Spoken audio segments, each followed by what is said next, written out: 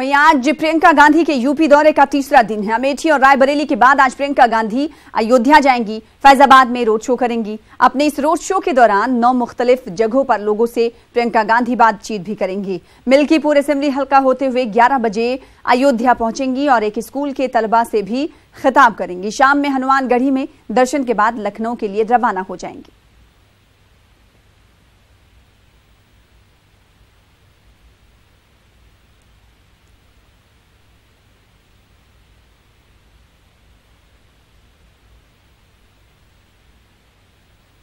तो वजीर-ए-आज़म नरेंद्र मोदी भी दौरा करने वाले हैं। वहीं कांग्रेस सदर राहुल गांधी भी चुनावी दौरे पर आज रहेंगे। कांग्रेस सदर राहुल गांधी आज हरियाणा के दौरे पर जाएंगे। वो करनाल में होने वाली परिवर्तन यात्रा में शामिल होंगे। राहुल गांधी यमुनानगर और कुरुक्षेत्र में भी प्रोग्राम में शिरकत करेंगे। वो यहां अवामी रैली से खिताब करेंगे। गौरतलब है कि हरियाणा में 10 लोकसभा सीटें हैं और 12 मई को यहां पर इंतखाबात होने वाले हैं।